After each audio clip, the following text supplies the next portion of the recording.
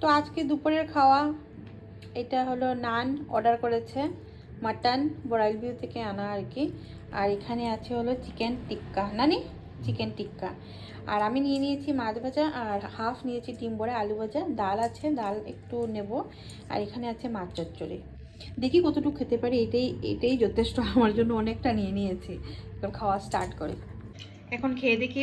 আমি তো আগেই বলেছি আমার বড়াইল ভিউর মানে নানটা অনেক প্রিয়।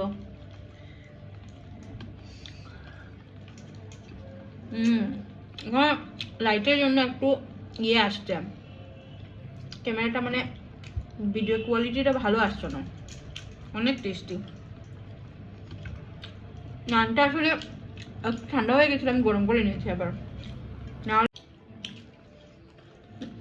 আমার ঘরের মানে মাটনটা আমার বেশি ভালো লাগে খেতে। ঠিক আছে, মটন কিরম ভালো না? স্বাদ না?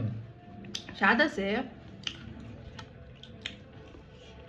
টেস্টি আছে। মানে আমি বলছি আমি নানটা বেশিরভাগ মানে পনির দিয়ে খাই আর কি।